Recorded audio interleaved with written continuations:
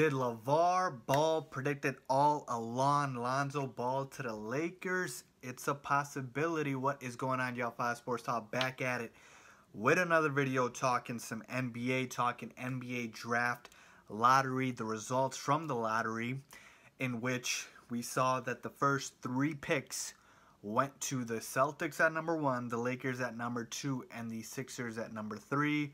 Of course, you can see the full draft lottery order, but really what I want to talk about is the first 3 picks and what is going to happen with the first 3 picks, because the Celtics, of course, they're not a lottery team. They just got the Nets first round pick in what was the worst trade in NBA history, by the way, the 2013 trade in which the Nets traded away 4 first round picks to the Boston Celtics for Kevin Garnett and Paul Pierce. There were more in that trade, but basically the Nets next year's first round draft pick goes to the Celtics again, and I believe that is unprotected. So can I just take a moment to say that was probably the worst trade in NBA history? But with that being said, let's move forward. The Celtics do have the number 1 pick. The Lakers, like I mentioned, have the 2nd pick, and then the Sixers, and on and on. So what are the Celtics going to do at number 1? So Danny Ainge looks like a genius right now, because not only is his team make it all the way to the Eastern Conference Finals, but you have a boatload of cap space, and now you have the number 1 pick, okay? So what is Danny Ainge going to do? Well, the top 2 prospects in this year's draft, well, projected really, is Lonzo Ball and Markelle Fultz. So between these 2 guys, I mean, if you look at the Celtics' need, I mean, they got IT at the 1. You have Avery Bradley, you got Jay Crowder, you got Al Horford. Power forward seems to be a weak position. Amir Johnson, I believe, the starter. But then you have nice guards off the bench, and Marcus Smart, Jaylen Brown is still there. So the Celtics actually, in the backcourt, are pretty much set. They could use more front court help, but Markelle Fultz is a guard, you know, so he's not going to give that front court presence. So should the Celtics take him with the number 1 overall pick, they could also take Lonzo Ball. But then the question becomes, do you draft Lonzo to be IT's backup? I mean, what's going to happen with that?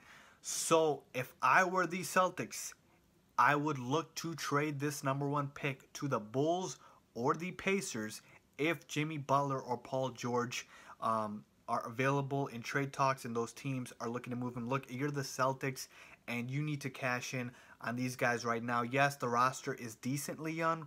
You know, like I mentioned, you have Jaylen Brown, Marcus Smart, young guys, but Horford and IT, which are the leaders of this team, they are in win now mode. And if you add a guy like a Jimmy Butler or a Paul George, then you automatically give yourself a better shot to take down the Cavs in the East, because you're not, no matter how good Markelle Fultz turns out to be, he's still going to be a rookie. No matter how good Lonzo Ball is going to turn out to be, he's still going to be a rookie, or anyone else that you draft for that matter. So they're not going to put you over the top, at least in the short term. It's going to take them some time to develop. There is no LeBron James in this draft. So if I were the Celtics, I would heavily look to trade this first number 1 draft pick for a star. That's it. Not for nothing else, for a star, like I mentioned.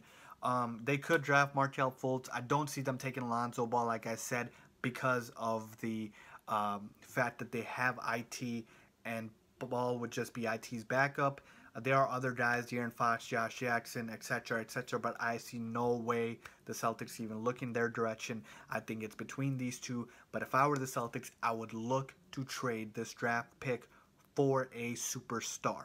And of course, at number 2, we have the Lakers that everybody was waiting for. And when I mean everybody, I mean LeVar Ball.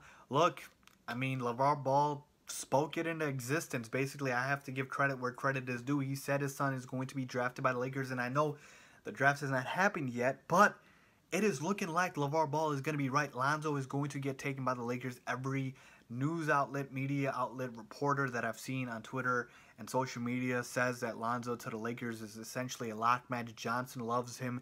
The Lakers management loves him, and they need a point guard. Because what I believe is going to happen is they're going to slide D'Angelo Russell over to the 2. Brandon Ingram stays at the 3.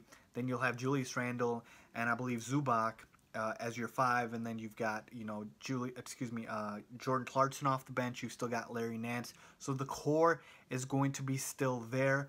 Like I said, the only big move is going to be moving D'Angelo Russell to the 2. I thought if they would trade him, but he played some 2 last year, so I think they're going to keep D'Angelo Russell. He's still entirely too young for them to give up on. So I think if the Lakers draft Lonzo Ball, which I firmly believe they will, that is probably what is going to happen. Here's the other thing the Celtics could do. They could also look to draft Lonzo just to get a haul of picks and players from the Lakers, because the Lakers, everybody know, want to draft Lonzo Ball. So the Celtics could force their hand by drafting Ball and then forcing the Lakers to give up assets to trade for Ball. It's a lot of interesting moves that could happen. And then again, at number 3, I think the Sixers just end up with De'Aaron Fox, Josh Jackson, or any of the other prospects.